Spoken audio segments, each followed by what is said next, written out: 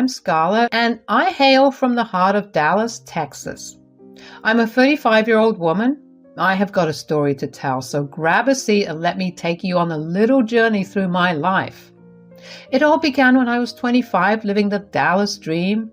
I'm a Texas gal, born and bred, and back then, I was just your regular gal working at a local design firm. Life was pretty sweet, but then one day, while I was sipping on my go-to caramel latte at this cozy cafe near work, I crossed paths with what I thought was destiny. I met Nick, my husband, and let me tell you, he was one charming dude. He had just rolled into Dallas after wrapping up college in New York. This guy had a smile that could make ice cream melt in a snowstorm. We got to talking, and before we knew it, we were head over heels. We would chat for hours about everything under the sun, our dreams, our lives, and it felt like we had known each other forever. Love was in the air. A few years later, under the Texas sky, we made it official, tying the knot in a beautiful, intimate ceremony. Just a year after our sweet wedding day, our little Rex showed up. He was a bundle of joy with big blue eyes and the most infectious giggle you would ever hear. Our family was complete and life was perfect. My little Rex is 7 years old. He is a real firecracker, full of life and curiosity about the world. Watching him grow and explore life has been the greatest joy of my life. A year ago, I walked in on a scene that I had never thought I would witness. It was a devastating revelation. My husband, Nick, was cheating on me with none other than Bella, his best friend from college. You know, I always thought Bella was harmless. She had been around since forever, and there were moments when I questioned her proximity to Nick. But Nick, ever the smooth talker, used to tell me she was like a sister to him. I took Nick at his word, for my trust in him was unshakable, and I believed that our bond was equally strong. Bella would visit Nick from time to time, flying in for what Nick portrayed as innocent reunions. It struck me as odd, but I did not want to appear paranoid or irrational. I told myself they were merely best friends catching up. Then came that fateful day when I discovered the truth. Bella had flown into town for the weekend, and she was insistent about babysitting Rex while I enjoyed a much-needed outing with my friends. I decided to catch a movie and perhaps do some shopping, relishing the rare chance to unwind. Nick told me that he was called into his office on a Saturday, so he had no choice but to go there. My friends and I did watch the movie, though our shopping plan had been cancelled due to an unexpected change in one of my friends' schedules. I returned home a lot earlier than anticipated. As I walked into the house, a chill ran down my spine and my heart sank. There, right in front of me, was a sight I could never have imagined. Nick and Bella were kissing each other, and they both were all over the couch. "What the hell is happening here?" "Scarlett, what are you doing here? You were supposed to be here later." "Huh? Are you serious? This is my home, not yours. Also, that is my husband and not yours." "Scarlett, please, babe, this is not what it seems to be. I can explain." "I don't need your explanation. How long has this been going on for?" Nick looked at me in the eye and told me the truth. "Well, a while." "How much is a while?" Don't get angry, Scarlett. It was when you were pregnant with Rex. But it was an on and off thing, I promise." "Since I was pregnant? You were cheating on me while I was pregnant with our son? It has been 7 years. I am disgusted by you, Nick." "Scarlett, we never meant for it to last this long, but we love each other." "Love? I can't believe this. And where is Rex? Where is our son while all this is happening?" "I put him to bed earlier. I lied about the office call." "You put our child to bed and you were doing this while he was in the next room?" Scarlett, I know I messed up, but it was not like that. I never wanted to hurt you or Rex. Scarlett, please believe us. We are so sorry. Yes, I'm sorry, darling. I'll do anything in the world to make it up to you. Sorry? Sorry does not fix this. You have betrayed everything we had. Our family, our love, everything. And you, Bella? I let you into my house without ever questioning you, and you do this. You are nothing but a homewrecker. Scarlett, please, we need to figure this out. I love you and I don't want to lose our family. Love does not involve cheating. I need some time to think about this. I will leave. Oh, you surely will. Bella left in a hurry, and Nick decided to sleep in a different room for a week. The tension was suffocating and the silence was deafening. I was absolutely shaken. It was incredibly difficult to come to terms with what had happened. This was beyond disgusting. Nick, the man I had loved and trusted, had turned out to be a pathetic excuse for a husband. The ultimate betrayal was staring me in the face. For a week, we didn't talk. It was all cold shoulders and distant glances. The house felt emptier than ever, even though we were all under the same roof. I could not continue living like this, torn between the love I had for my son and the anger I had for my husband. So, after a week of soul-searching and sleepless nights, I made a decision. I had to choose my own well-being and that of my son over a man who had deceived me in the worst possible way. Nick, we need to talk. Scarlett, I am again very sorry for what happened. Save your apologies. I've made my decision. I want a divorce. Live here in Dallas or go to New York to be with the love of your life. I already know your office has a branch in New York City. You are out of this house. Ask them for a transfer or something. I do not care. I want you out. Scarlett, please let us not rush into this. I messed up, but I love you. Messed up? For 7 whole years? It never even occurred to you what you were doing to our family? It is not like that, Scarlett. Bella and I, we never meant for this to happen. But it did, Nick. You chose to betray me, your wife, with your so-called friend. You two love each other, you say? So go spend your lives together. I don't care about you anymore. Scarlett, please don't do this. I'm begging you. You lie at the lowest tier of the pyramid, Nick. You are a disgusting man. You don't deserve to be in this house any longer. What about Rex? He is staying with me, obviously, until the court decides what's going to happen. Scarlett, I don't want to lose my son. You should have thought about that before you made your choices, Nick. You have 1 week to figure out your situation and leave this house. Within a week, Nick decided to leave our city and live with Bella in New York. He transferred offices to be with her. I couldn't believe the audacity of Nick. After all that had happened, the way he moved on so quickly was baffling to me. The day Nick was leaving, he decided to have a little chat with Rex. Hey, champ, I need to talk to you. Daddy, what's up? Well, buddy, I have to go away for work. It is a special project, and I don't know how long it'll take. But why, Daddy? Sometimes grown-ups have to do things they don't want to. How long will you be gone, Daddy? I don't know, buddy. Goodbye. The first month without Nick was like a roller coaster of emotions. On one hand, it felt liberating to have the freedom to set our own routines without the cloud of his betrayal hanging over us. But on the other hand, there was a constant sadness knowing that Rex was growing up without his dad around. As a mom, I felt this immense responsibility to make sure Rex was okay during this adjustment. We created our own little world, filling it with new experiences to replace the gap that Nick had left. One of the toughest things I had to do during this time was contact a lawyer and file for divorce. It was a heart-wrenching process, but it was a necessary step to move forward. The pain was unbearable. Then sometime later I received a phone call from Nick.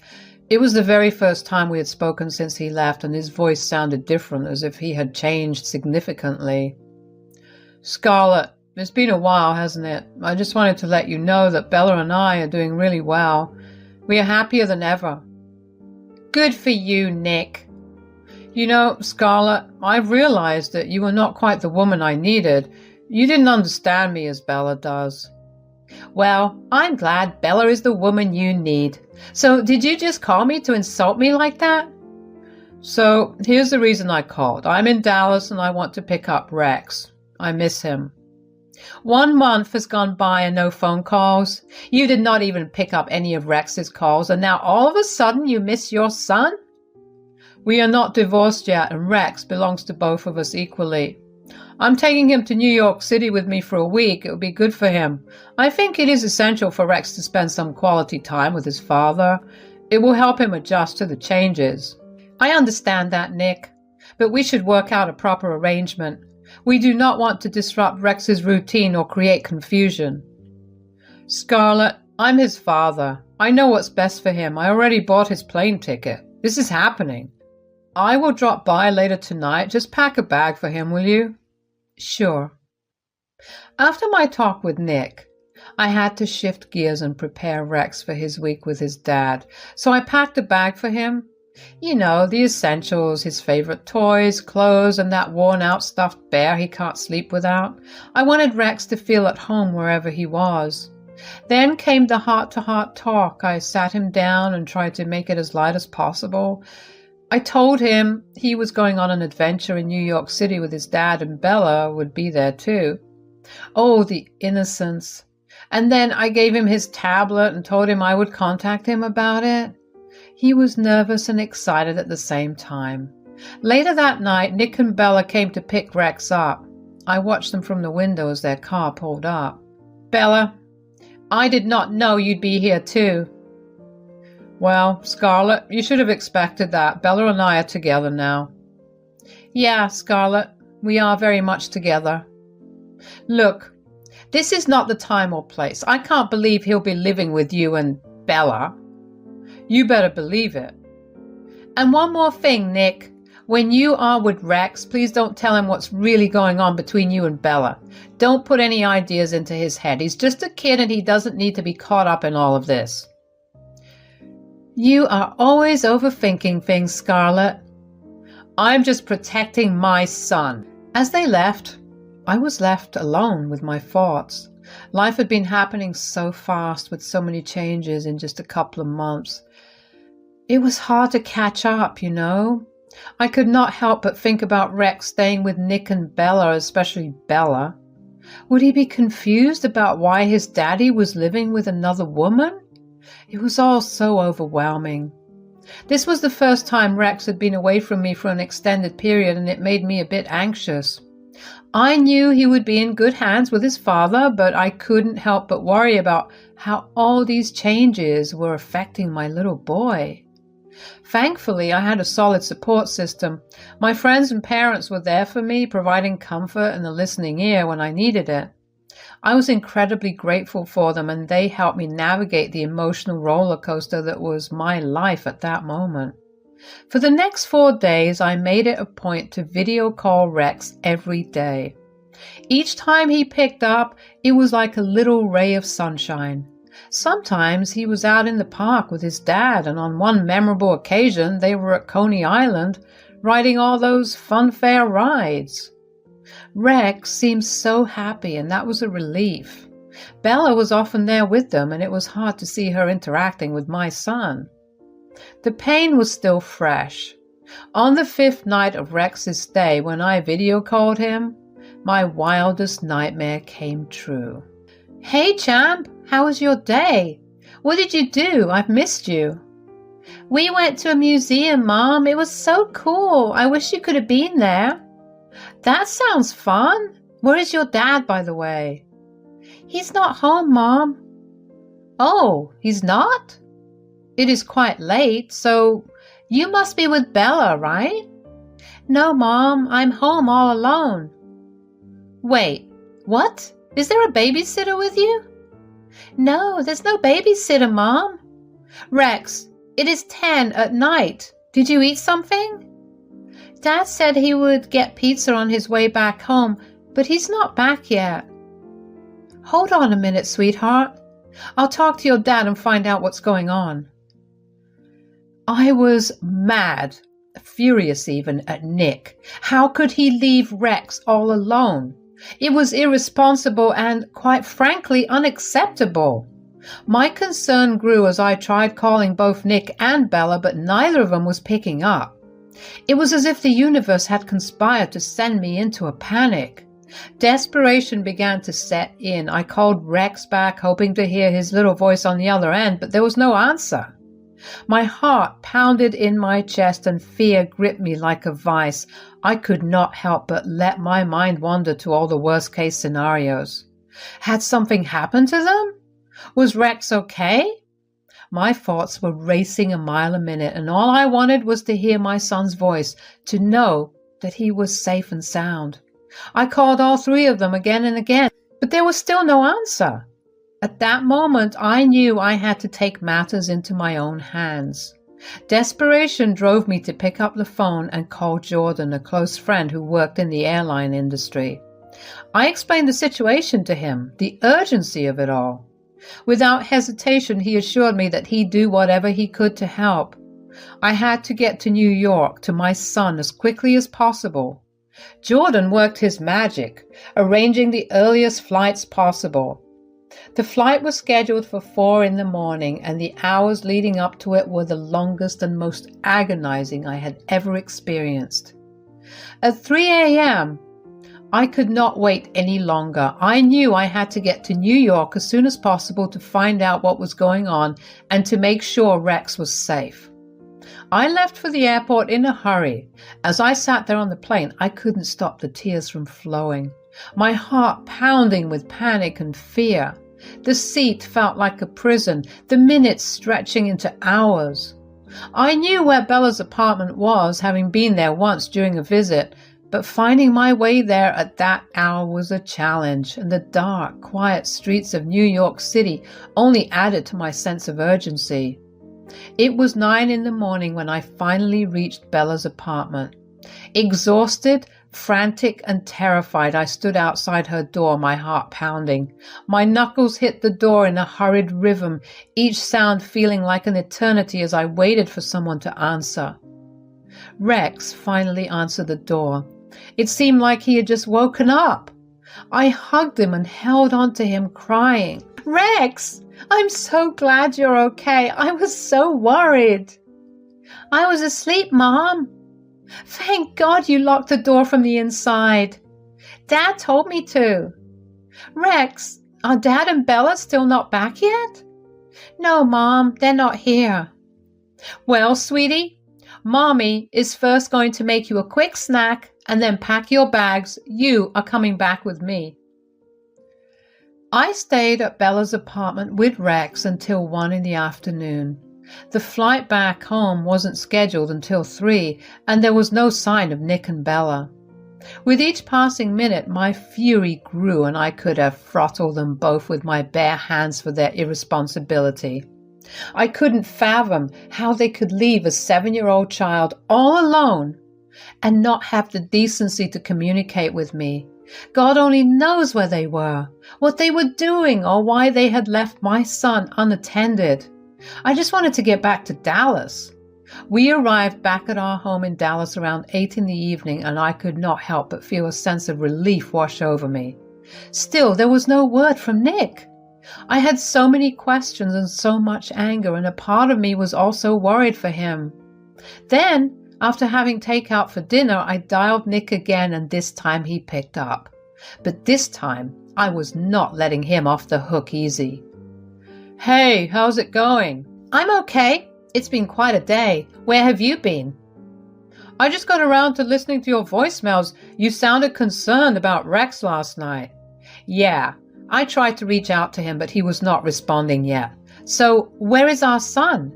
"Well, yeah, I noticed you called last night and this morning. We had a lovely pizza night, watched a movie, called it a night early, and today we've been out all day." That is all well and good, but where's Rex right now? I really want to talk to him. He's not answering my video calls on his tablet. Rex is here with me, actually. We're having a great time playing together. Oh, are you? Hold up a minute. I handed over the phone to Rex and put it on speaker. Hey, Daddy. Oh my God, Rex, hey buddy, how did you get there? Mommy came to Bella's house in the morning and took me home. Rex, I'm really sorry for leaving you alone and not coming back last night. Give the phone to your mom. Rex, honey, why don't you go and play? Thank God he's with you. Bella and I were just about to go to the cops. Listen, I can explain. Nick, do you have any idea how worried I was? You left Rex alone overnight. I couldn't reach either of you. You didn't even bother to call a babysitter to watch Rex. What if something bad had happened? And on top of all that, you just lied to me. Scarlett, I'm sorry. We lost track of time. We were out partying with a few friends. Partying? You left our son alone to party? It wasn't planned. We had a few drinks and it got out of hand. Then our phones died and we couldn't contact anyone. We were so hungover we woke up literally in the evening. You just vanished. Do you know how irresponsible is that? You know, this isn't the first time something like this has happened, right? I know, Scarlett, it was a terrible lapse in judgment. We should have been more responsible. And you were hungover for what, the whole day? You decide to pick up my phone now? Weren't you a little bit worried about our son? Like I said, the drinking got a bit out of hand. Nick, there is no excuse for the danger you put our son into. You left our child alone, scared and worried. You will pay for this. Oh, you're threatening me? Blaming me for having a little fun? No wonder you're all alone and sad. Enough, Nick. I will make sure I get full custody of Rex. Oh, just keep dreaming. Little did Nick know that during our conversation I had been recording every word, capturing his excuses and apologies. I knew I needed evidence, and it was clear that this situation had spiraled out of control. After that day, I immediately contacted my lawyer to discuss the best course of action. I told him about how I wanted the full custody of Rex, and I had all the evidence I needed to prove the kind of dad Nick was. The evidence I had gathered painted a grim picture of Nick's actions, and the court took the matter seriously. The judge made it clear that despite his regret, Nick's actions were a clear breach of parental responsibility. I fought fiercely for my son's well-being, and the court recognized that Rex's best interests were my top priority. In the end, I was granted full custody of Rex, while Nick was given limited visitation rights. It has been 6 months since the divorce, and I've started moving on. I'm even seeing someone new. But let's get one thing straight. Rex is my number one. Always has been and always will be. Nick, well, he's pretty mad about the whole divorce thing. But then, out of the blue today, Nick called me up sounding all desperate and regretful. He drops a news on me. Bella cheated on him. Talk about a plot twist. He wanted me to take him back. Ha ha, what a joke. Well, they say what goes around comes around.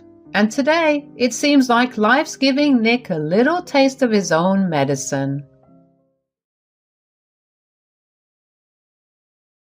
Hey there, I'm Izzy and I'm 28 years old. I just gave birth to my beautiful baby boy, and at the same time I decided to divorce my husband. It was a pretty painful time, but I can say that I'm gradually healing with every day that passes. I want to share my story because it's a good way for me to see just how strong I have become. To start with, Dan and I met 5 years ago because of my coworker.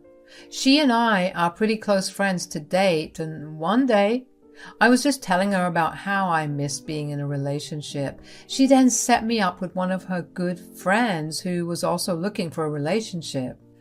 Dan and I met at this cafe and we ended up actually having a great time. He had the same sense of humor as me and he was very chivalrous. We ended up going on a drive after the date, and we also discovered that we enjoyed the same kinds of music. Safe to say that one date led to many, many more dates where we continued to learn about the many more things we had in common. I truly believed that I had found the perfect man for me. I was never big on marriage, but when I was with Dan, I knew that I wanted to marry him. Yes, he was so good that I changed my views on something as big as marriage. We dated for about 1.5 years before moving in. Moving in with him only further solidified my want to marry him because he was so adaptable. Another year passed and Dan proposed to me at the cafe where we had our first date at. I was over the moon. After we got married, I was ecstatic to spend the rest of my life with him. We enjoyed our time together and traveled quite a bit. We both had good jobs that allowed us to live more than comfortably. It helped that we didn't have kids. But that changed pretty quickly because Dan wanted us to have kids. I guess we should have talked about kids before getting married because I wasn't planning on having any. I have a history with PCOD, and I knew that having a child would be a painful ordeal. But Dan kept insisting on trying. Okay, think about how awesome it would be to raise our kids. I mean, you get to shape an entire person. I completely agree that it would be amazing to do that, but I don't think pregnancy is something I want to go through. It's a life-changing experience, and I don't even know how my body will handle it. We have more than enough money to deal with every treatment and medication required. I promise that I'll make it super easy for you. I don't doubt that you'll make it easy. I mean, why do I even need any of the treatments and medicines if I don't get pregnant? Why do I even need to get pregnant for us to have a child? Why can't we adopt or even consider surrogacy? No, I want a child that is mine, and I don't want some random lady carrying our child for us. Please, Izzy, this will be the ultimate culmination of our love. I'll think about it, okay? I really didn't want it, but Dan just got more insistent with time.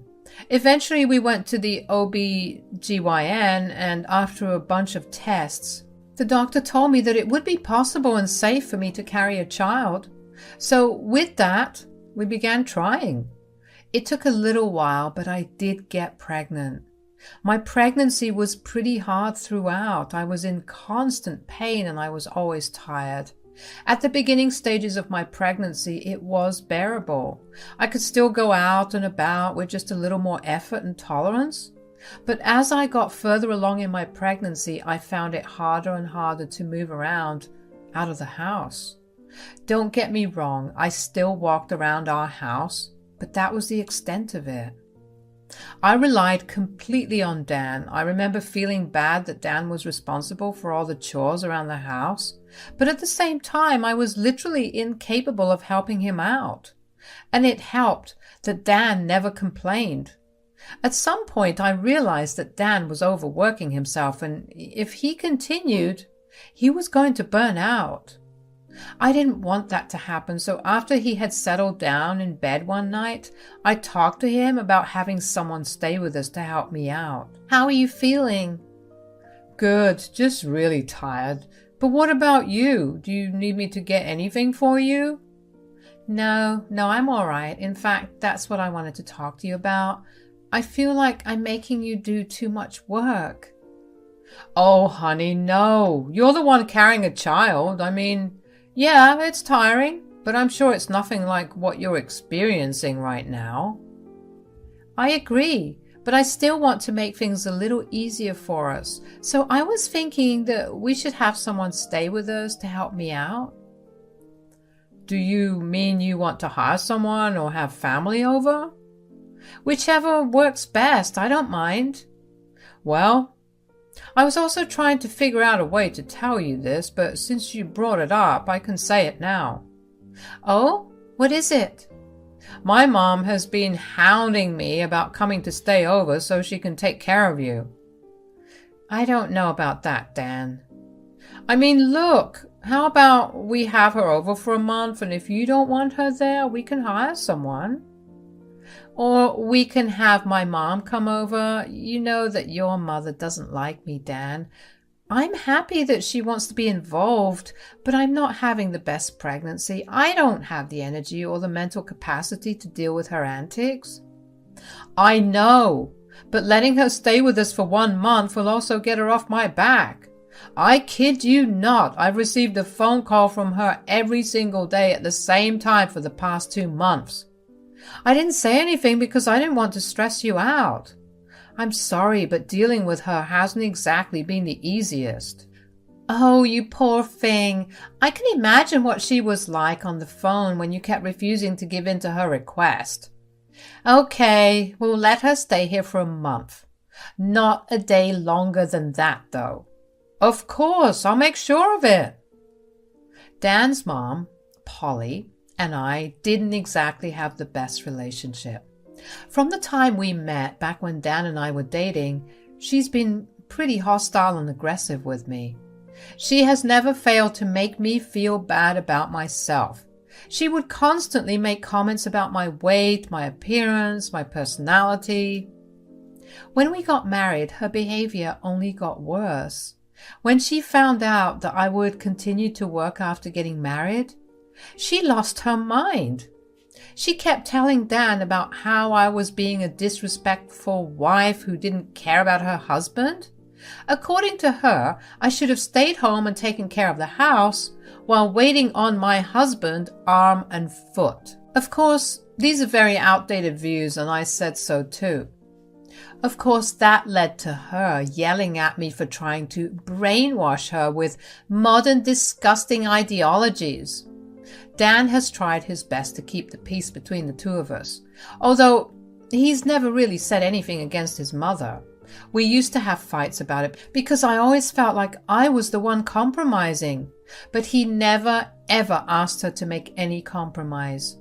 But I ended up letting it go because I loved him and I didn't want to cause any problems with it.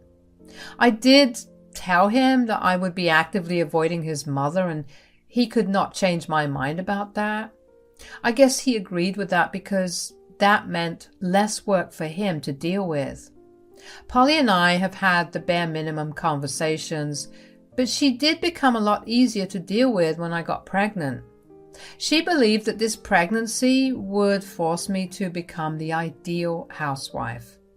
I didn't want to start anything, so I didn't tell her that I planned to go back to work after I had the child. I was skeptical about her helping me out because even though she was nicer, it didn't mean that she wouldn't keep throwing insults my way. But I guess I also figured dealing with her for only a month would also make it easier for Dan, so I agreed. When Polly arrived, the first words out of her mouth were the state of the house. Ugh, look at the filth you guys are living in. Yeah, excuse the mess. I haven't had time or energy to clean up. You're the one cleaning up? What about Izzy? I'm currently heavily pregnant and I can barely stand, so Dan's helping me out, which I'm super grateful for. Who cares if you're grateful or not? My son isn't supposed to be working this hard for someone who does nothing but sit around and complain all day. Mom! No, you stay out of this. You've done enough for her. While I'm here, I'll whip her into shape. I really can't do much. Nonsense. I've been pregnant before and it wasn't that hard for me.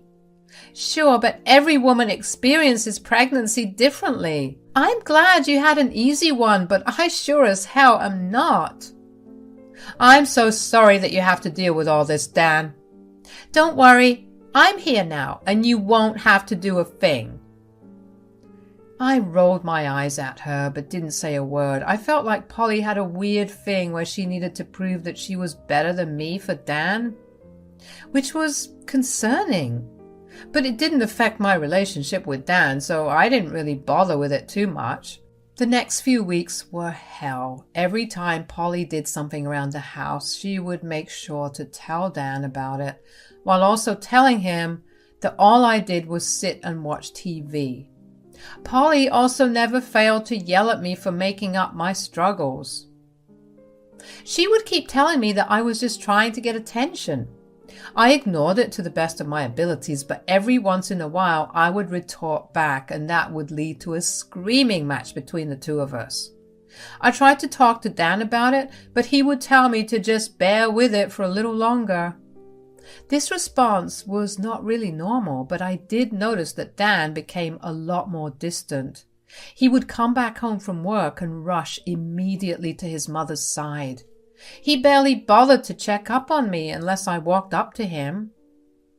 It bothered me, but I figured that I would just have to wait for the month to get over, and then I could get Dan back and we could have a discussion about what I had felt. But all of that came crashing down one night when over dinner, Polly and Dan told me that they had something to tell me. Tell her, Dan.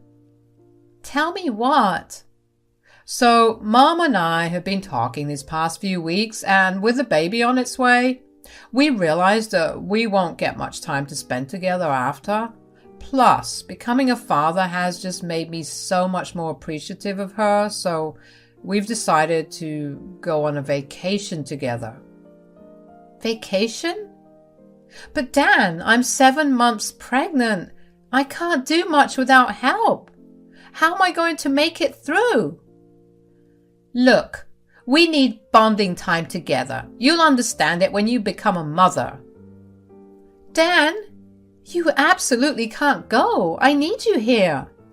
Babe, we'll be back in a month. You definitely won't give birth in that time. I'll be here just in time for the birth. No! How could you plan something like this without even telling me? Stop being a brat, Izzy. This trip is happening whether you like it or not. We're leaving tomorrow. What? How am I supposed to get any help in such a short time? Don't worry, I called your mom over. I just really need this time with my mom, okay? She's been doing so much for me, for us, and this will be a great time to show her my appreciation and bond with her. I couldn't believe what I was hearing. I took my dinner up to the guest bedroom and locked myself in there. I didn't want to see either of their faces. I just knew in my gut that the vacation was Polly's idea. The smirk she had on her face felt like a punch in the gut. Was that why Dan was being so distant? Because he was too busy planning a trip with his mother? How could he go on a trip when his wife was lying at home pregnant with his child? Even Polly, with all her outdated ideas, should not have been fine with the vacation happening at a time like that. I bet that she would not have been okay if her husband had gone on a trip without her when she was so pregnant. I cried myself to sleep that night, and when I woke up the next morning, the house was empty. There was a note on the bedroom door from Dan telling me that they had left and would be back in a month. At that moment, all I felt was rage. I wanted to destroy all of Dan's things, or at least cause some havoc for him to come back and deal with, but I was way too tired and sore to do anything. In an hour, my mother showed up. I just cried in her arms for the better part of an hour. She silently comforted me.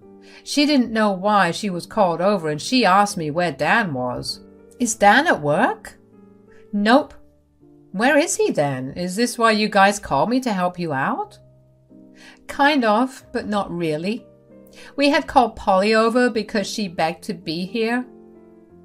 Uh-oh. Did she do something horrifying? Is that why you're crying so much? Yeah, well, she convinced Dan to go on a vacation with her. Right now? They just left this morning. And Dan agreed? What the hell? I'm so angry and so hurt, Mom. I don't know what to do with all these emotions. Oh, my poor baby. I'm so sorry they did that to you. When will they be back? A month. A month? Who the hell do they think they are? You're telling me that Dan went on vacation when you were in your last trimester? He promised to be back in time for the birth, so I guess he thinks that absolves him of any other responsibility. That man is going to get a good piece of my mind. Cry it all out, honey. I'll be here. I'll support you no matter what. I was glad that I had my mom there with me because I genuinely felt like I was going crazy. My mom was an immense help to me for the next week. She pampered me like crazy. No request was too much for her. I finally felt like I wasn't a burden in any way. My mom kept reassuring me that whatever I was feeling and going through, both physically and mentally, was valid, and she tried her best to make me comfortable. I had entered my 8th month by then, and I was mentally preparing to give birth. But then, all hell broke loose. My water broke about a week into my 8th month. I was in active labor pretty fast. My mom drove me to the ER as fast as she could.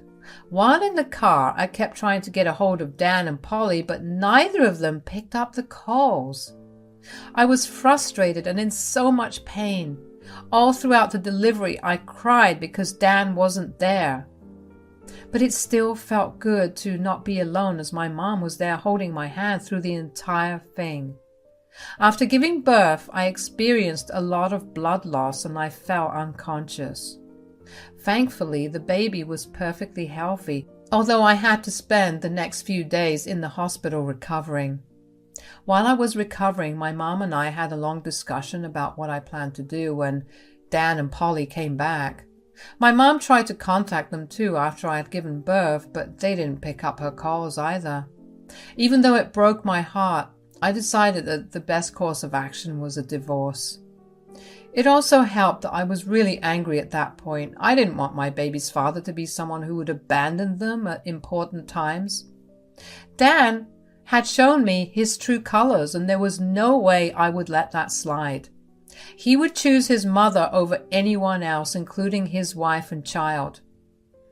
I let his behavior slide one too many times, but I guess that holding my child in my arms put everything into a different light for me. I never wanted my child to ever feel the abandonment I felt when I was giving birth, and I knew that I wanted to protect my baby boy. Thankfully, my mom had a lot of lawyer friends who specialized in divorces. She contacted one of them, and I began the filing process. I also asked for full custody of the child because there was no way in hell that I would let my child spend more than a couple of hours with Dan. Throughout the entire process, my mom was my rock. By the time I was discharged, the filing was done, and all that was left was for me to hand Dan the papers. There was still a couple of days until they came back, so my mom helped me pack all my things up while simultaneously preparing her place for the baby. We slowly adjusted to our new routines with the baby at hand, who thankfully was a very quiet baby who made barely any fuss. Finally, on the day that Dan arrived, I handed my baby to my mom and asked her to go back home. I didn't want Dan to see the child because he did not deserve that privilege. When Dan and Polly walked in through the door, they didn't even notice me sitting in the living room. They laughed and talked amongst themselves about all the fun they had on their vacation. When Dan finally noticed me, he looked surprised. "Oh, what are you doing here? Aren't you supposed to be resting?" "I think I'm pretty well rested." "So you did manage to survive without us. Told you she was making it all up for attention, Dan." I guess. Anyways, where's Tara? I'm sorry we missed all your calls. We decided to ignore everything related to home." "Oh, Mom's back at her place with the baby. She's coming back to pick me up right now." "The baby? What do you mean?" "I ended up giving birth at the time that you and Polly were away." "And you didn't think to tell us?" "I tried. My mom tried. You guys were way too busy bonding and ignoring everything home-related." Oh, honey, that's wonderful news. How is our baby? Is it a boy or a girl? It's a boy, and it's my baby. What do you mean? You weren't there during the time of the birth, so you do not get father privileges. I told you she'd do something because she was jealous. Don't be that way. Here, I don't want to be with you anymore. Divorce? Come on, Izzy. It was just a vacation. I promise I'll be here from now on. Well, you had bonding time with your mom, and now it's time for me to have bonding time with my son. How can you do this? You can't rob my son of seeing his child. I'm simply doing what you did with your son. Enjoy feeling what I felt. Oh, there's my mom. If you're going to contest this divorce, I'll see you in court. Good luck explaining your absence and ignorance of your mother's bullying to the judge. Goodbye. Dan looked devastated, and that made me feel great. I finally felt free. I realized just how important it is to have someone support you, because leaving someone and feeling like you're free is not supposed to be normal. But I was excited about my new life. I was excited to raise my child and teach him all the things I've learned. My mom was happy that everything went well, and we did have a small celebration at home that night. Dan and Polly kept trying to call me, but I ignored them, which made me feel even more petty because I was doing exactly what they did to me.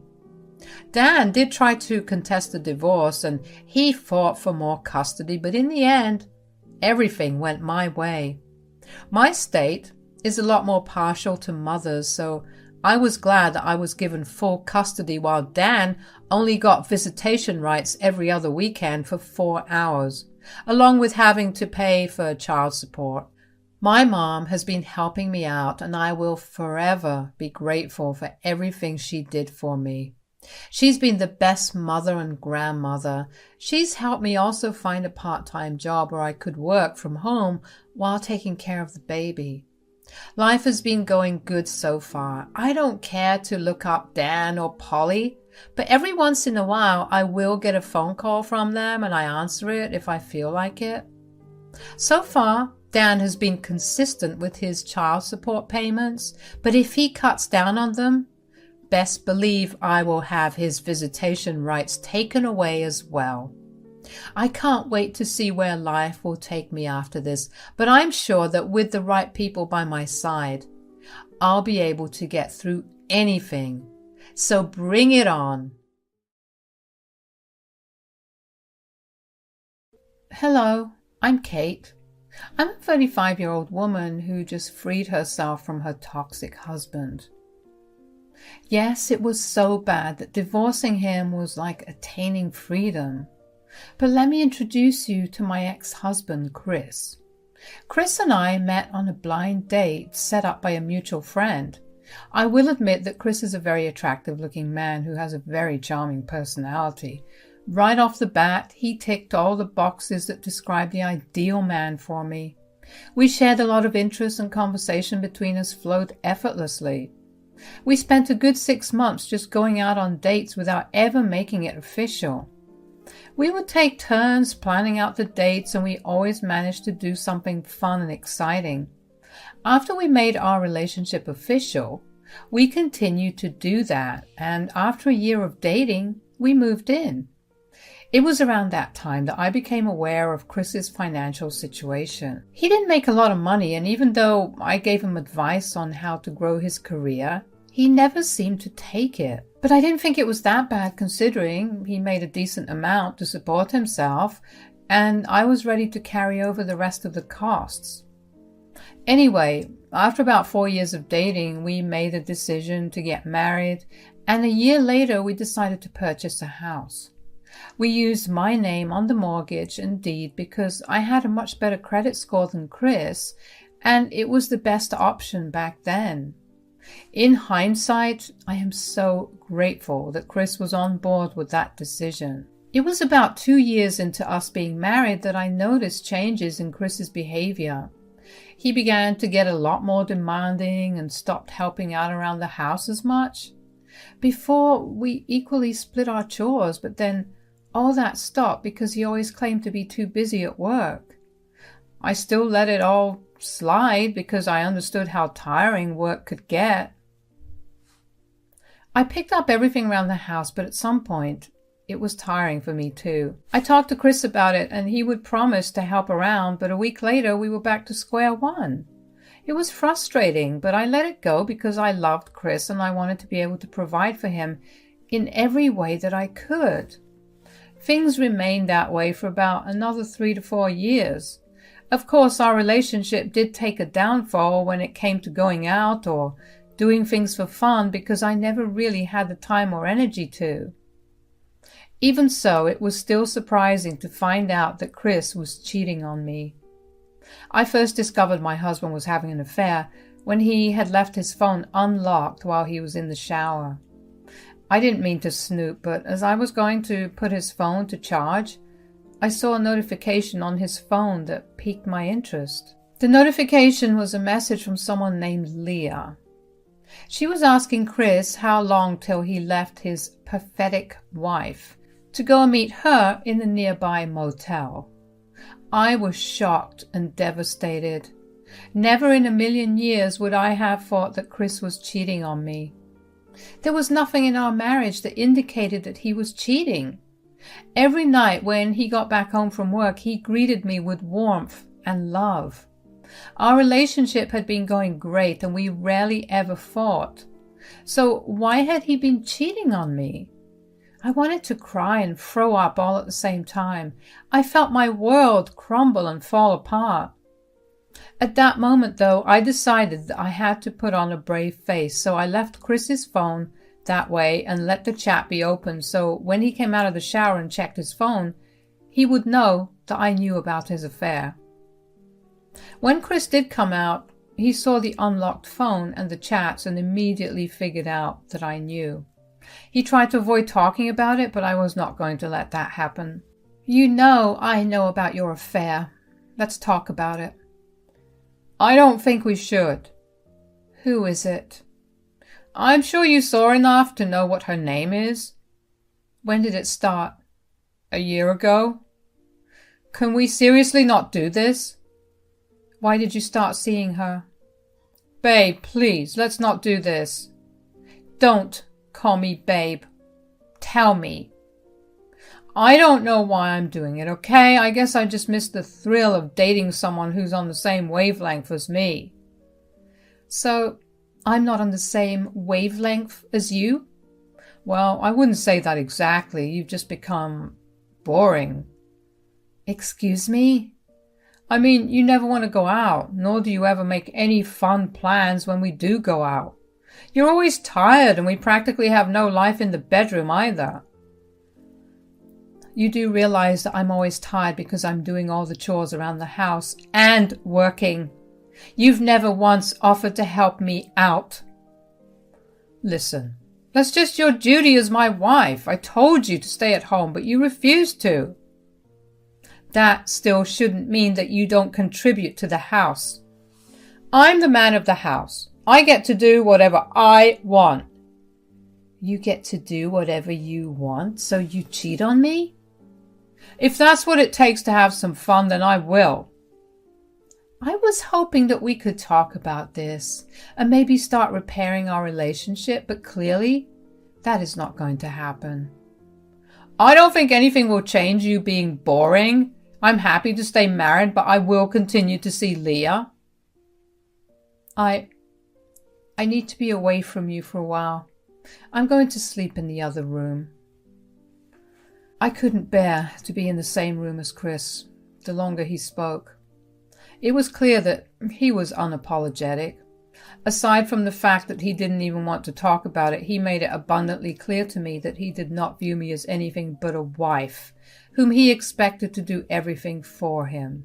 Chris had never been one to have archaic views on gender roles, but there he was. I had a sneaking suspicion that it had to do with all these podcasts that he was listening to that involved a bunch of these men talking about how women have become too vocal and need to be put back in their place. It was sad to see Chris turn into one of those men, but it was equally heartbreaking to see him not even realize what he was turning into. I heard the main door open and shut shortly after. I went to the guest bedroom and I knew that Chris had left to meet his mistress. It was then that I finally broke down crying. I knew I couldn't spend the night all by myself. I was alone and hurting, and I needed someone to hold me. I called over my best friend, Cass. Cass heard me crying over the phone and came over in a heartbeat. She brought with her tubs of ice cream, and she held me while I cried for a long while. She didn't ask me what was wrong, but she just silently held me. Once I managed to calm myself down enough, I told her about what I had found out. Chris is cheating on me. What? Are you sure? Definitely. How do you know? His phone was unlocked, and I happened to see him get a message from a woman who asked him when he was leaving his pathetic wife to go and meet her. What the hell? Did you talk to him about it? Oh yeah, I did. He didn't want to talk about it, but I forced him to. Turns out he's been cheating on me for a year because I became too boring. Boring? What does he even mean by that? He thinks I'm too tired all the time and that I don't do anything fun with him because of that. Don't you do everything around here? Yeah, I do. Which he didn't think was a big deal because that was supposed to be my duty as a wife. Wow. All right then. His duty as the husband should have been to go serve his country, but here he is, cheating on his wife. Cass. I'm just saying that his argument is stupid. Did he even try to apologize? Not for a second. He just blamed it on me and went to spend the night with Leah. Good, because I swear if I saw him, I would have wrung his throat. But do you know what you want to do now? Not really. Chris said he didn't mind being married, but I definitely don't want that. Great. I'll help you with everything after that. Why don't you come stay with me until everything settles down? That would be amazing. Thanks a lot, Cass. I'll always have your back, Kate. We spent the rest of the night just relaxing and watching a bunch of our favorite movies. I didn't forget about what had happened, but I did manage to distract myself long enough. The next morning, Cass helped me pack a bunch of my things up to take over to her place. While at her place, I decided to make the horrible decision to look Leah up. I had access to Chris's social media on my phone, so I decided to do a little snooping in on who she was. I hadn't ever felt the urge to go through his social media because he never gave me a reason to do it. I found out that he had muted all notification from Leah's chat, which would explain why I never caught any wind of the affair until then. Anyways, it turned out that Leah was a co-worker with his company, or to be more precise, she worked under him. She was 25 years old, which made her a good 10 years younger than me and 12 years younger than Chris. That was enough to gross me out even more. If anything, that solidified my decision to get a divorce from him. But I needed to get my things in order before I filed for divorce. Cass and I discussed how we could get back at Chris because we were not going to let him off the hook so easily. The first thing I did was to take out all of the money that I had put into our joint account and put it into my personal account, which Chris had no access to. The next thing was to file for divorce. It took a couple of days to get things in order, and in those days, I heard nothing from Chris. It hurt a lot to think that Chris didn't even care to check on my well-being, but then again, what could I have expected from a man who saw no worth in me? I eventually needed to go back home to get some more of my things. When I got there, I saw Chris sitting on the couch. He saw me and walked over to me. "Where have you been?" "Why do I need to tell you about my whereabouts?" "Do you even know how worried I had been?" "And yet I didn't receive a single phone call from you. Don't try to play nice right now." "Do you really have to be such a jerk right now?" I'm sorry, but I only recently found out that my husband was cheating on me because he thought I was too boring for him. And he seemed very unapologetic about it. Excuse me for being rude. The sarcasm just never ends with you, huh? I was just concerned about you, especially since you withdrew such a large amount from our joint account. Yeah, I took it because I put all that into the account. Why should I let you spend my money? Who do you think you are to do that? You will put that money back or what, Chris? You cheat on me with another woman? I don't care. No, I'll kick you out. I'll move in with Leah and I'll have my sister move in here. That's the most absurd thing I've ever heard. Well, try me if you want. Put that money back in 2 hours or everything I said will happen by tomorrow. I didn't say another word to him after that. I just went to our room, packed up the rest of my clothes and other things, and made my way back to Cass's place. Once there, I told her all about my encounter with Chris. She was rightfully angry with me, and she told me that we needed to contact a lawyer. Cass had a friend who was a lawyer, and we asked him for advice. He asked whose name the house was under, and I said mine. Both the mortgage and the house title had only my name on it. I was the only one who paid the mortgage. It happened to be that way because I worked in a very niche field that paid a lot of good money. I easily made 3 times more than Chris, and we figured that was the best way to go about getting a house. Since that was the case, the house was mine. Everything that the house required was bought by me. The lawyer said that if we divorced, the house would be under my name anyway, so it wouldn't matter. And if Chris's sister moved in, all I had to do was submit an eviction notice to her, considering she did not have my consent to live there. I felt a breath of relief upon hearing that nothing could harm me in any way. True to his word, Chris called me the next morning to tell me that his sister had moved in because I hadn't deposited the money back into our account. I didn't say much to him, which angered him, and he hung up the phone. Upon the lawyer's advice, I also made sure to record every conversation I had with Chris, as anything could be used as evidence if needed. All that was left to do was follow my plans of action. I say plans because there were 2 ways of how things could have played out. Either I hand Chris's sister, Candy, the eviction notice and she does or she does not move out, and I sue her. Either way, I was winning. I knew that the latter would end up happening, though, because Candy and I didn't gel well together. Candy always harbored this hatred for me. She always tried to one-up me in everything, to the point where if she knew I was going to do or wear something, she would do or wear the same thing, but more extravagantly, so she would have all eyes on her. She even tried to sabotage Chris and I's wedding that day. We had gotten into a large number of fights over the years, which resulted in me going low contact with her. I only ever interacted with her because Chris begged me to. He was very overprotective of her and always spoiled her senselessly. Of course, when she found out about all the things I had achieved, she was furious and upset that she wouldn't be able to upstage me in that area. So she took to trying to steal things from me whenever she did come over. Many times I would find a bunch of my expensive clothes, shoes, and even skincare products missing right after she came over. Chris would beg me to not say anything because Candy did live rather frugally, and he thought that her taking some things was just her way of having at least some lavish things. I didn't agree with that thought process, but I let it go. That only made things worse, so I banned her from coming over.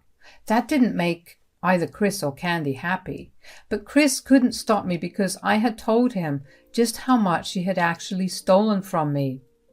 And he knew that Candy had done way more damage than what was repairable. So when she moved into my house, she called me to gloat about it. "Hello, Kate. What do you want? Remember how you banned me from coming over?" "Yes, because you stole thousands of dollars worth of things from me specifically."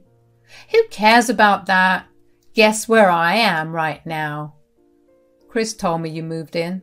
"That's right. I have this huge and glorious house all to myself, something you don't have."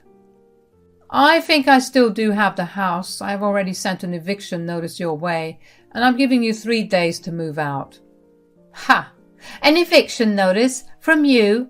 Like I'll follow through on it. This is my brother's house. He told me I can stay here, so I will. It's really not his house. Yeah. Marital property or whatnot, but he has all the power, and he decided this was the best thing to do. That doesn't mean... Gosh, you really can't stop talking, can you? I see why my brother chose another woman. Ugh. Well, okay. I have nothing more to say. Goodbye. I hung up the phone, but not before hearing Candy cackle on the other end. Well, if she didn't get out of there in 3 days, I was going to take her to court, and I was all lawyered up. Candy must have told Chris about our call, because an hour after I had hung up the call on Candy, he yelled at me for having the audacity to send her an eviction notice, but much like the previous time we were on call, I said nothing.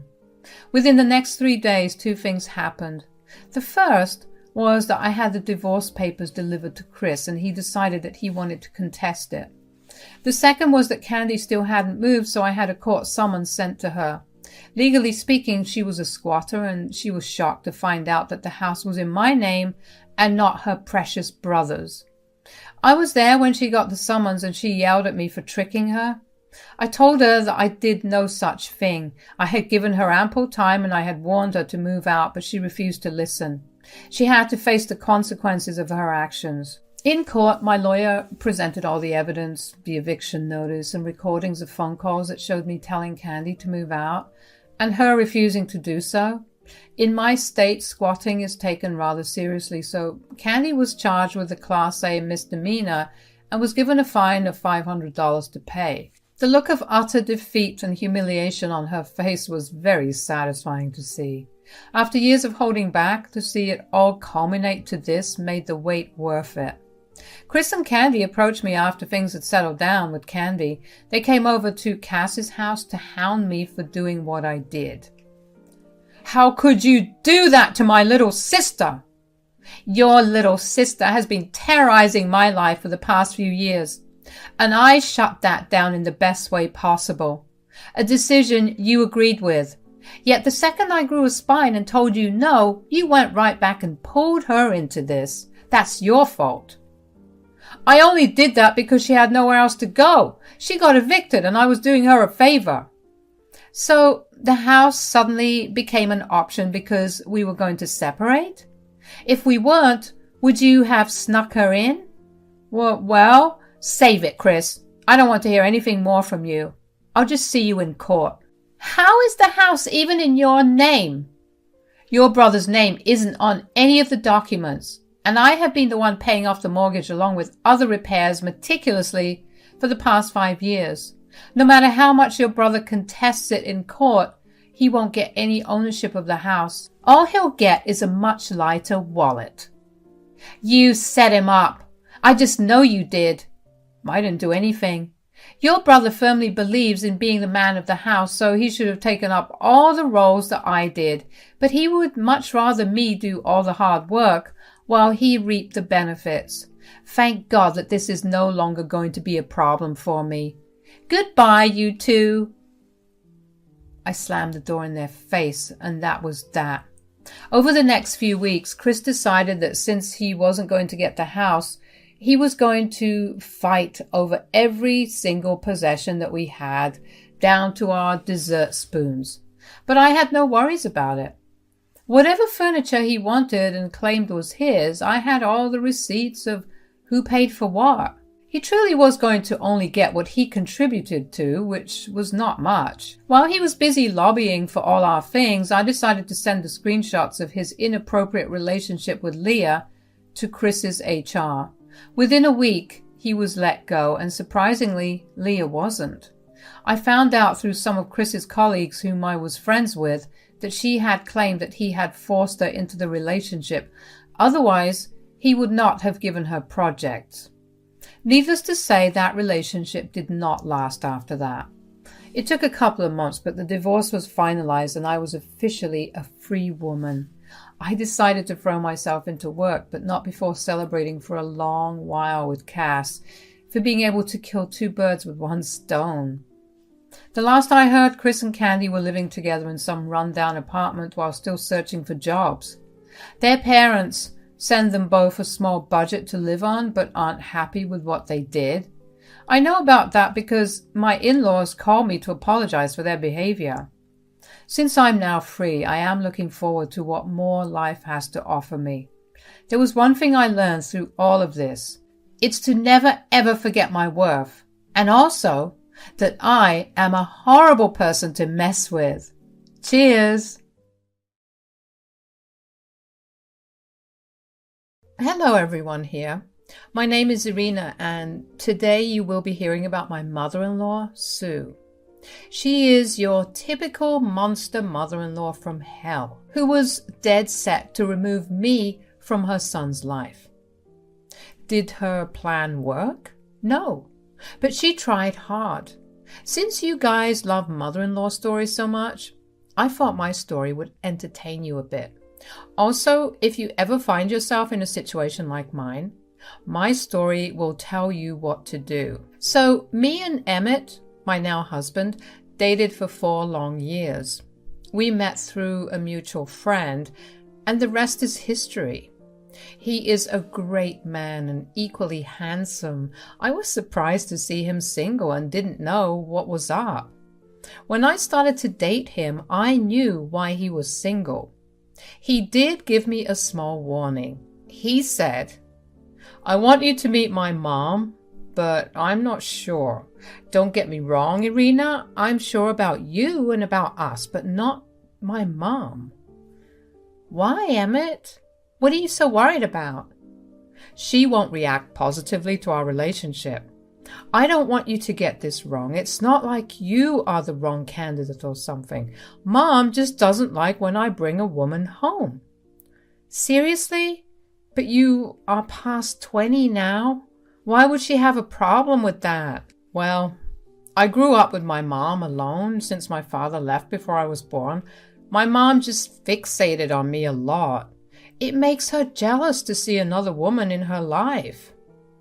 And that was only a small warning, which didn't even come close to the real deal. God, Sue was a mad woman. I don't even know how to put this politely. She is absolutely insane. When Emmett finally took me to meet Irina, she didn't talk to me or even look at me the entire dinner. It was really embarrassing and awkward for everyone. Emmett tried to include me in the conversation, but Irina just ignored me and changed the topic. She was stonewalling me. When I asked her something directly, she would stay quiet and talk only to her son. That woman was determined to show me my place. Emmett apologized to me 1,000 times after leaving the dinner. He did it over the phone since he had to drive his mom home. Did I mention that he lived with her? Yeah. Sue would pull health scare stunts and cry a river whenever he wanted to move. My poor husband was conditioned to put his mom over everyone else and didn't have any other choice but to stay back. As we moved forward with our relationship, Sue started to become even more hostile. She kept telling Emmett to break up with me and all kinds of shit. She even blackmailed him when I asked him to move in with me. I could write a novel about her antics.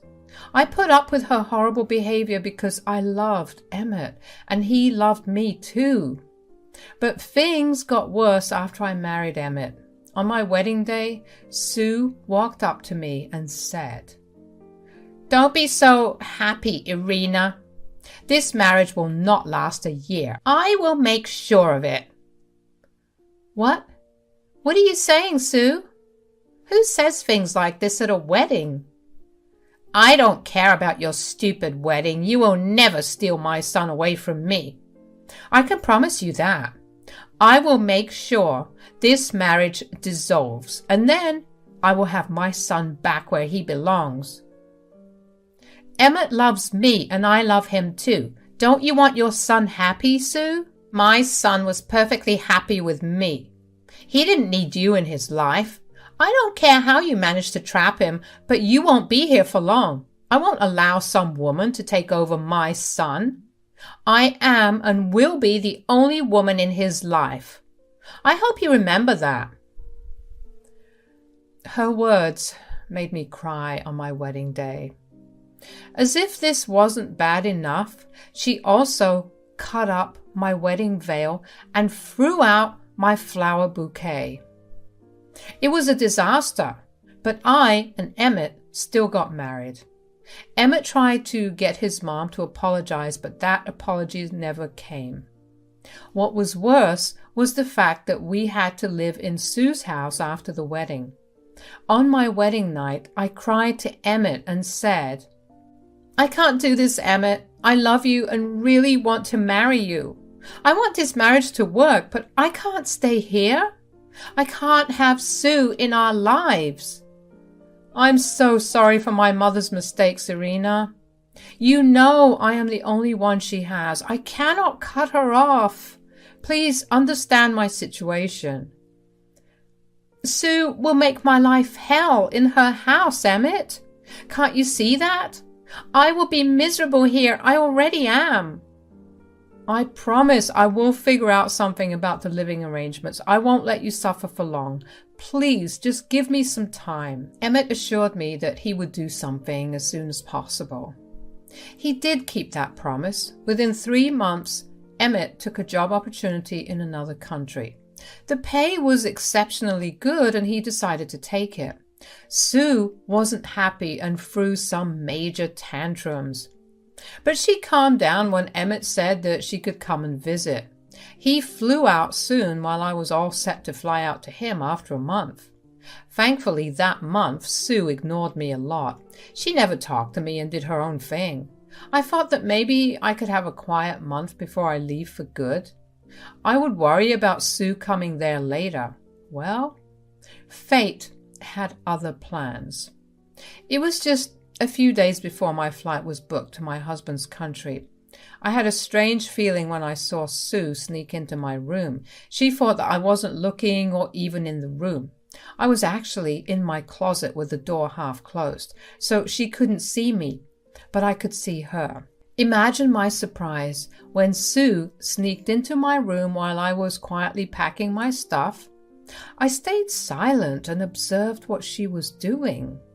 When I saw Sue reach my bag of documents and take out my passport, I was immediately on alert.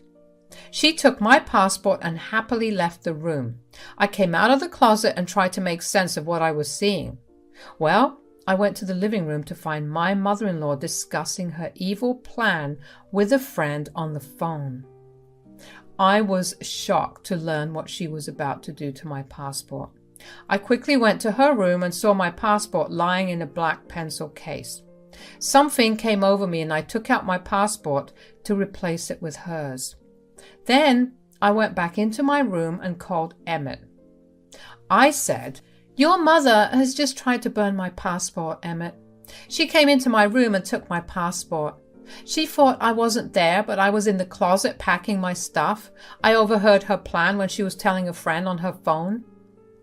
"Whoa, what are you saying, Irina? Mom tried to ruin your passport? This can't be true." "Oh God, it can't be true." "This is true, Emmett. I wish it wasn't. I have my passport safe with me, but I replaced my passport with hers. I wanted to give you a heads up about it." "My mom can't do this, Irina. I'm sure she'll be back out." "Why don't we find out? I will make sure I have proof. In that case, I will make sure she never stays in our lives." I knew that Emmett would have a hard time believing the truth. It was his mother, after all. I didn't blame him, and I knew I could prove everything to him. Sue liked to boast, and she would spill the beans to me to make me sad. It was only a matter of time. I made some plans and quickly packed my stuff. I was waiting for an out to leave this place for good. The next morning, Sue seemed to be in a good mood. She was cheerful and kept giving me smirks. I knew that this was the time to use her cocky behavior against her, so I sat down and said, "Hey, Sue, have you seen my passport anywhere? My flight is in 3 days and I cannot find it anywhere." "Ah, your passport. I think I know where it is."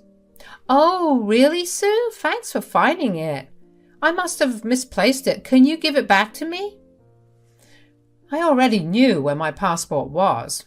I was just baiting her. I wanted her to spill the truth about what she was going to do to my passport.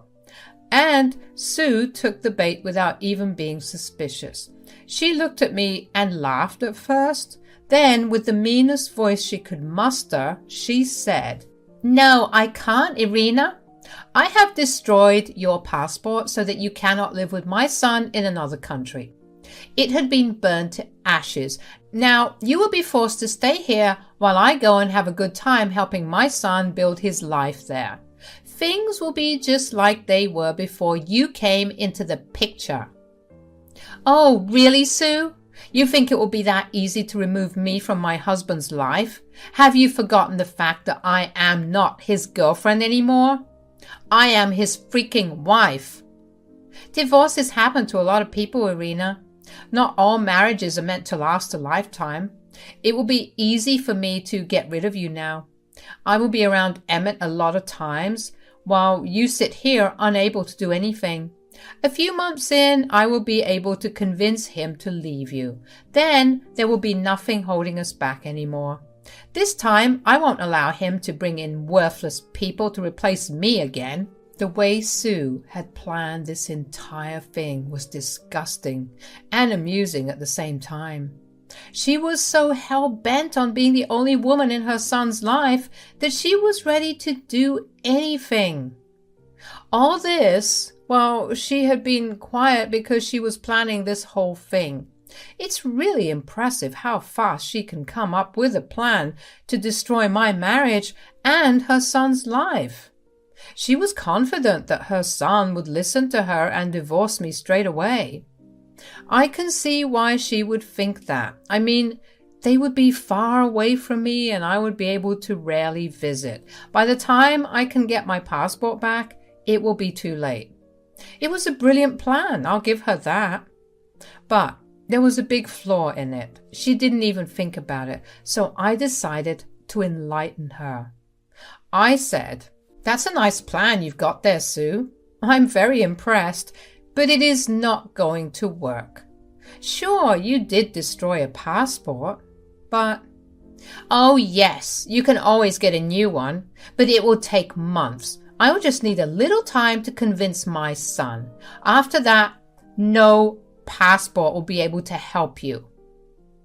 "Why would I need a new passport, Sue? My passport is perfectly capable of doing its job, but I don't think yours can, though. So it looks like now you can't go live with your son." "Excuse me? What are you talking about?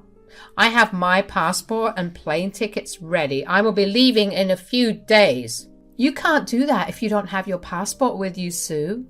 Meanwhile, I have my passport with me just fine." I pulled out my own passport and showed her.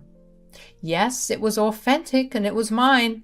I showed it to her but didn't let her touch it. I wasn't going to be that stupid. I let her see and watched as her face showed complete confusion. It was like she couldn't comprehend how my passport got back from the grave and was in my hands. She looked shocked and said, "Wait a damn minute. How is that possible? No, this must be fake. I destroyed your passport with my own hands. I made sure it was burned to ashes. This can't be real." "Unfortunately for you, Irina, my passport is in perfectly good condition. Not a single flame of fire has touched it. But I can't say that for you." "What are you talking about, Irina? My passport is also perfectly all right. Wait, I'll get it and show you." Sue went to her room to retrieve the passport. She left in haste and looked confident, but when she came down a few minutes later, she looked panicked and scared. She said, "What the hell, Irina? Where the hell is my passport? Did you steal it? This is not funny, Irina. Give me my property back. You can't do this to me. I didn't take your passport, Sue, but I do know what happened to it. Tell me where my passport is. Tell me right now. You burned it with your own hands, Sue. Have you forgotten the events that happened last night? You took your passport out, put it in the fireplace, and watched it burn. You looked really happy back then. No, that can't be my passport. No, that's not possible. That can't be mine. I checked. Yes, you checked when you stole my passport and took it to burn it.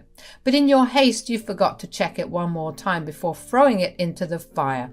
Thankfully, I knew what you were up to and quickly swapped my passport with yours. It was easy. You had it right beside mine. Sue looked like I had shot her in the chest. She clutched her chest and looked like she was about to have a panic attack. And I was in no mood to help her at all. She looked stricken with panic and fear. Sue also had tears in her eyes and didn't know what to do. She said, "You monster! How could you do this to me? Oh my God! How will I get to my son?" Wow, Sue, it is okay for you to destroy my passport, but I am a monster because I replaced it with yours. That's rich coming from you. Also, I don't think you need to worry about joining your son anymore. What? What are you talking about? This is not over. I will get a new passport and tell my son what you have done. I will do everything in my power to make you pay for this. A replacement passport won't do you much help, Sue. I don't think your son would want you to come to his place anymore. Emmett would like to say something on this matter. I picked up my phone and turned on the call volume. Sue thought that I would confront her without having a witness. Well, that wasn't going to happen, of course. So I called Emmett and put him on speaker. I also made sure to tell him to mute the call while you turned down the call volume so that Sue doesn't know there is someone on the phone. And boy, it worked wonderfully. Sue went from looking angry to crying when she heard my husband say, "What the hell, Mom? What the hell did you try to do?" "Emmett, I just wanted to come see you. And look, your wife has destroyed my passport intentionally. She wants to separate you from me, Emmett." "Oh no, Mom, that won't work on me anymore. She didn't do anything. You are the one who destroyed the passport, and you are the one who tried to ruin my marriage by separating me from my wife. Although I am surprised to hear that you think you can convince me to leave Irina. I love her, and nothing will make me divorce her." Sue knew that she had been caught. She was in a tight place with no idea how to get out of this situation, so she started to justify her actions, and oh God, her excuses were just hilarious. She just showed how deranged and crazy she is.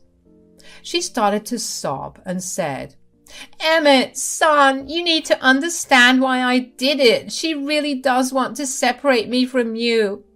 Do you remember how happy we were when it was just the two of us? She came and destroyed everything. You moved away to get away from Irina." "No, Mom. I moved away to get away from you. Everything was perfect until you started to mess up my marriage and kick Irina out of my life. I told you multiple times that I am happy with her. But no, your selfishness didn't let you choose your son's happiness over yours. What kind of a mother are you?" "Emmett, don't say that, dear. You're breaking your poor mother's heart. Irina is poisoning you against me." "Irina has been nothing but patient with you. You don't get to blame your evil deeds on my innocent wife. God, I don't know how you could do this to your own son. You know what? I don't even care anymore. Irina is right. I don't want you to come here. If you do, I will throw you out. I want nothing to do with you anymore." Hearing this, Sue started to bawl. She was slowly becoming uncontrollable while she begged Emmett to forgive her. She was desperate to get back into his good graces and started to make stories about how I was abusing her at home. Emmett knew that all those stories were bullshit and said so himself. My dear mother-in-law kept crying and pleading with Emmett not to do this to her. Meanwhile, my friends arrived at the door and were ready to move my packed stuff to their house.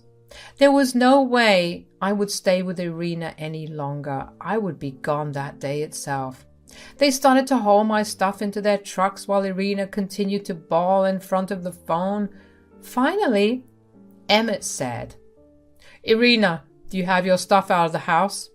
"Yes, I do, Emmett. Don't worry, your mother will not be able to destroy anything of mine anymore." "Good. Now go with your friends and stay there till your flight. Leave Mom be and don't entertain her anymore. I'm hanging up. Call me when you are out of the house." Sue heard our interaction and started to panic again. She looked like the deranged woman she was. She said to Emmett on the phone, "Emmett, son, please don't do this. Don't abandon me here. Please forgive me." "Stop, Mom. Just stop. I don't want to listen to your bullshit anymore. Lose my number, Mom. I don't want to see you or hear from you again. I will be blocking your number on all forms of communication anyway. Irina will do the same, so don't try to harass her." Emmett, please don't do that. I can't even reach you anymore. I can't clutch your feet and beg. Please don't shut me out. Let's talk this through." "We have done plenty of talking before, Mom. Not anymore. You are an independent woman who can live without your son, and I am an independent man who can live without his mom.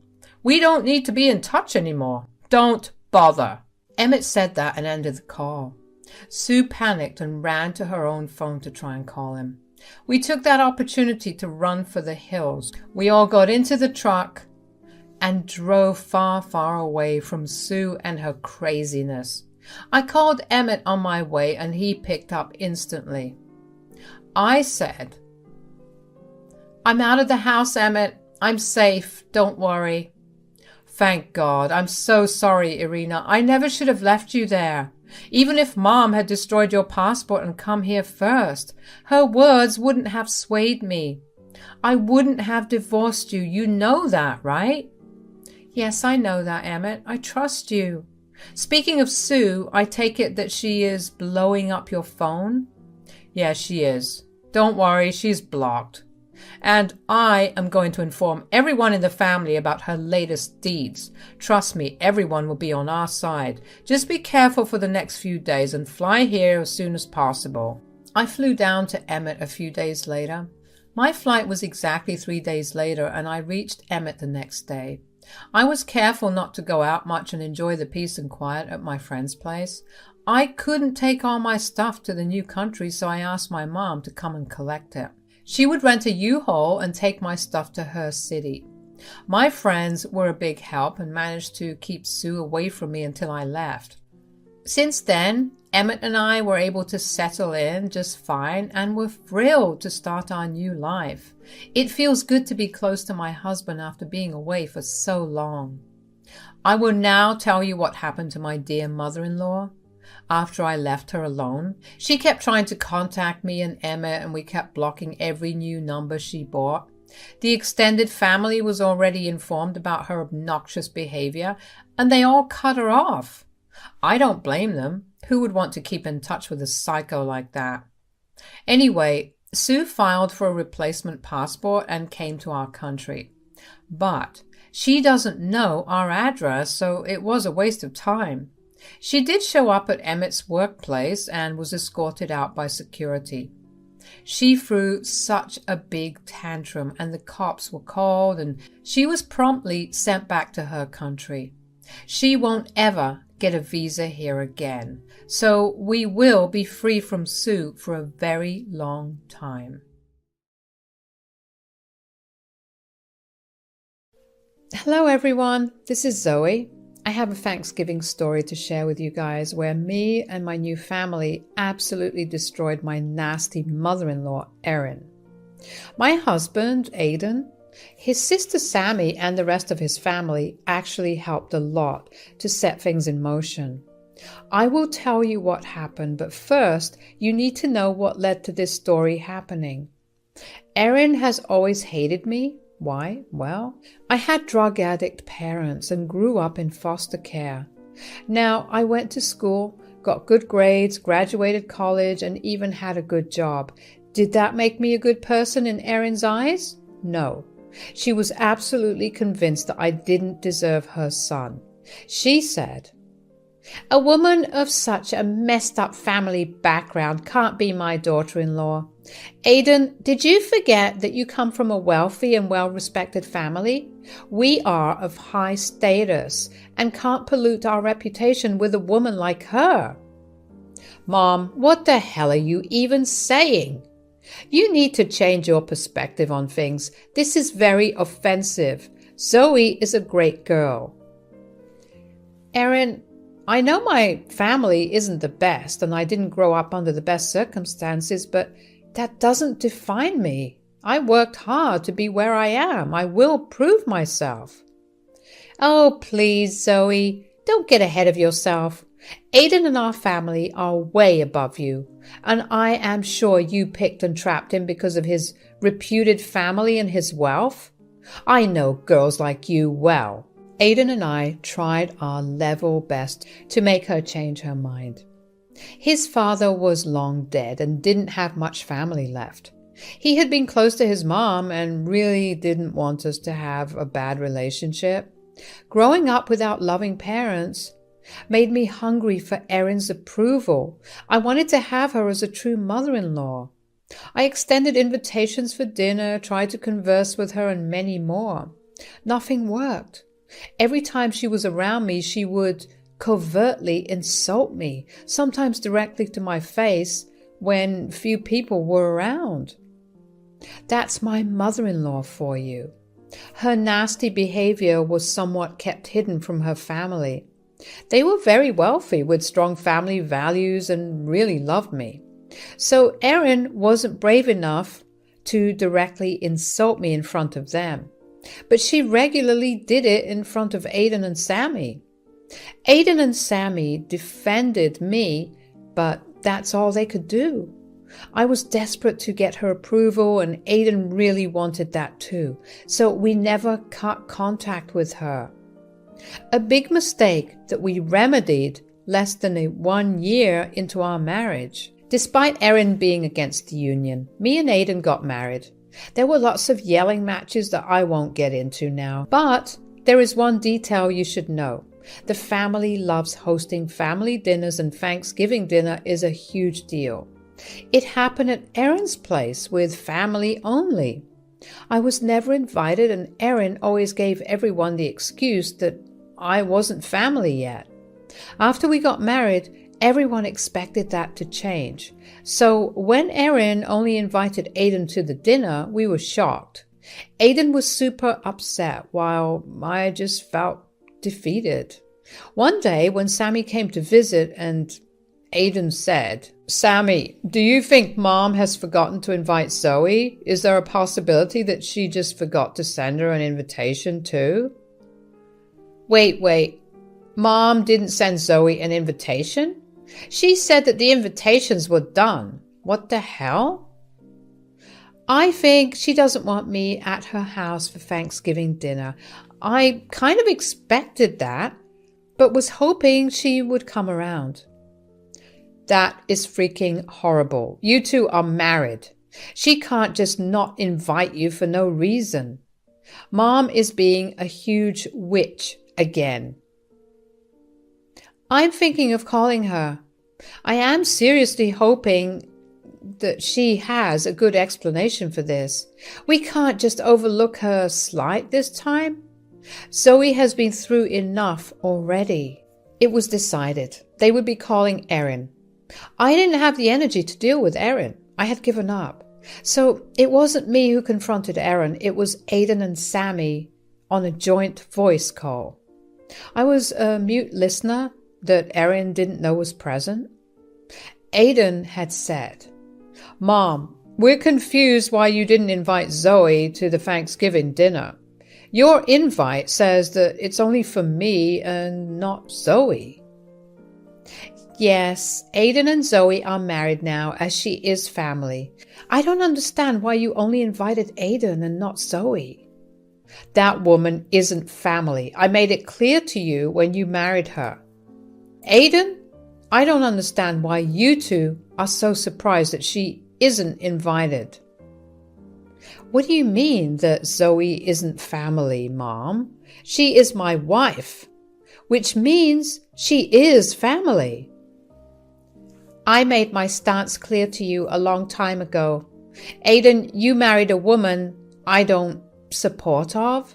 You knew my disapproval and married her anyway. You should have known that there would be consequences. A lowly woman like her cannot be family to me, so she didn't get an invite. There it was again. Erin was the monster and mother-in-law that I knew her to be.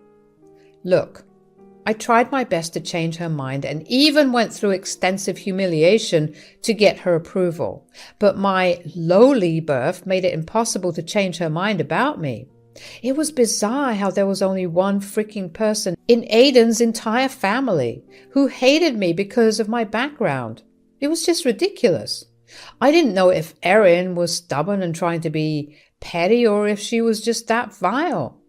It made my head spin. Aiden cast me a very sad and apologetic look that made me want to comfort him instead. His mom's words hurt him more than me.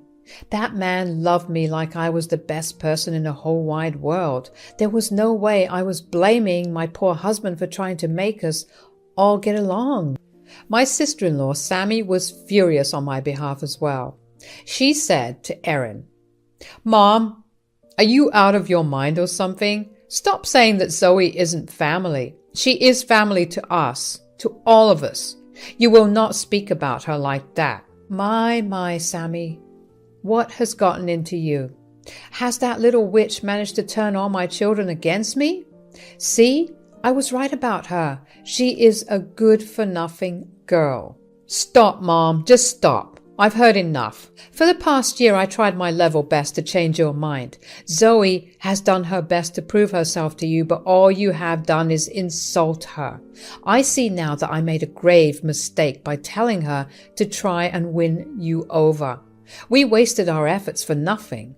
You should have put in the effort to find a better bride for yourself and impress me. For years, I have tried to model you to choose the right partner, but I see I have failed. That which has you trapped, just like I imagined. You will not speak about my wife like that, Mom. Zoe has done nothing to make you act this way. You know what? Have it your way. If Zoe is not worthy of being your family, you are not worthy of being family to me. You can consider my Thanksgiving invitation declined, and actually, I don't think I would show up to any of the events you host in the future. There was a stunned silence on Erin's end. I guess she was trying to gauge if Aiden was bluffing or speaking the truth. Erin was convinced that she had Aiden wrapped around her fingers, but Aiden had already proven that wrong by marrying me. She was clinging to the hope that he wouldn't follow through with the words. Still, Aiden's words offended her. She said, "I understand that you are angry because you think you're in love with Zoe. But if I were you, I would rethink my words.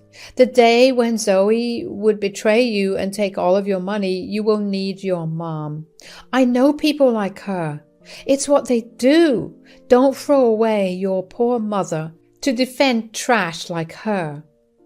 My wife is not trash, Mom. You will understand that one day. But for now, I can tell you for sure that I won't be around you anymore, and neither will Zoe. You can't do that, Aiden. You need to show up for Thanksgiving. It's your special family day. Like I said, Mom, I don't consider people family who don't consider my wife's family. Same for me. I consider Zoe's family, so you are also upsetting me by not inviting her. Count me out as well. I won't show up. You two have lost your mind. The invitation is on the table and I will be waiting for you. You will come to your senses and show up. Don't hold your breath, Mom. Aiden said that and hung up. I sat there silently while he couldn't even look at me. We sat in silence for a while until Sammy arrived at the house as well. I guess she wanted to give us some moral support. The talk that followed was super emotional, so I won't be sharing it here. But I will tell you what we discussed at the end of our conversation. I said, "You guys don't have a sacrifice family time for me. I will be fine. I will join one of my friends or take a double shift at the office. I won't be lonely or sad, I promise." "You don't have to do that. Zoe, it's my mom who's wrong. You don't have to compromise for her every time. And you won't have to be alone. You will spend it with your family. That is me. We won't have to join my mom's horrible dinner anymore. And me as well, Zoe. Like I said, I won't go to Mom's place this Thanksgiving. In fact, I don't think I will ever go there again. We will stay in and do our own thing." I was truly touched by what they said. They were literally to ditch the entire family just to make sure I was not lonely on Thanksgiving. I sure knew then what I was thankful for that year. Erin's words didn't hurt as much anymore. It did stir some anger inside me, but I managed to keep it down. I wasn't going to stew in anger for a worthless and vain woman like Erin. Suddenly, I had a bright idea. I said, "Why don't we have our own Thanksgiving party? I know it's just the three of us, but we can still make it work. I can make a good turkey, so dinner won't be a problem. The only problem will be eating leftovers for a week since it's just the three of us." "I think that's a great idea, actually. Wow, I never thought of actually having a separate party altogether, even if it's 3 people. We can maybe invite some of our office colleagues who can't go home for Thanksgiving. I have some friends who would like to join as well. Mom never allows us to invite anyone over who is not family. They will be different. It will be new and special, and it will deflate Mom's big ego." Aiden and Sammy seemed genuinely excited about having a separate plan. It was true that Erin was very strict about the guest list and didn't allow people who were not family. Not even close friends who needed company. She was a freaking hypocrite. Anyway, I was pretty happy with our plan until Sammy suggested we do something better. She said, "You know what, Zoe? Let's invite everyone else in the family as well." "Actually, I've been thinking about the same thing. They deserve an invite too. They have done nothing wrong. Everyone loves you except my ridiculous mother." "I don't know, guys. Will that be okay?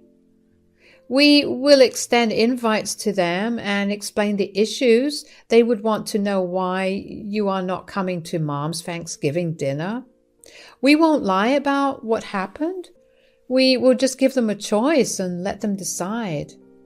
Now, this is some murky territory there. Did I want to be petty and invite the whole family? Yes. Did I want some sweet revenge by having some family show up to my Thanksgiving dinner instead? Yes. But I never did anything this petty before. It was then I realized what a doormat I have been to Erin and a lot of people in my area. I rarely stood up for myself or taught people a lesson. I can't do that anymore. I needed to grow a spine just like Aiden and Sammy. So with a glint in my eyes, I said, "Let's do it! Sounds like a good plan. You were right. The family is bound to ask why Erin's own daughter-in-law was missing from the party. We won't hide anything. She doesn't care about my feelings. Why should I care for her? You don't have to anymore. I think it's time we all cut ties with Mom. She's becoming even more toxic than before, and I am getting tired of her shit. I'm contemplating giving no contact for a while. Count me in. I could use some time away from Mom's drama and ridiculous judgments, so we will stick to this plan and send invites. Don't worry, Zoe, I will help you as best as I can. This Thanksgiving will be epic." Sammy was right. The Thanksgiving dinner was epic. I will slowly tell you why and how. But first, let me tell you what we did. We invited everyone we could think of who didn't have Thanksgiving invitations. We invited colleagues and friends, and even Sammy got some of her friends who couldn't afford flight tickets to their home state. We also sent out invites to all family members along with a short explanation of why we are hosting a separate party. Our recorded conversation with Erin came really hard for people who wanted to know more. Surprisingly, everyone was furious on my behalf and genuinely reconsidering going to her place. With all the hustle and bustle, we worked hard to arrange a good spread. We did good and had a blast on Thanksgiving. It was the best I had in my life. Now, I know you were curious about what happened to Erin and my revenge against her. Here is something I didn't expect until Thanksgiving Day. I thought at least some family members would go to Erin's dinner. Nope. Everyone turned down her invitation. Not one family member went to her party or even wanted to go. How did I know? She called us, of course. She called me and Aiden in panic. She said, "What is going on? Why didn't anyone show up to my house? I arranged everything as usual, but everyone said that they were going to your house instead." Did they now? That might be a possibility. What do you mean? They were serious. You were hosting a Thanksgiving dinner and everyone is attending yours instead of mine. Since I didn't get an invitation anywhere to attend Thanksgiving dinner, I hosted one for myself. I invited Aiden and Sammy because they told you they won't be going to your place. One thing led to another, and here we are having the entire family and our friends over. Erin gasped like she had been hit by someone. I guess she was hoping that her family was pulling a big prank on her. No one ever misses her. Thanksgiving dinner before. Erin's pride didn't let her believe that the family would choose someone else over her. So she thought that it was all a prank.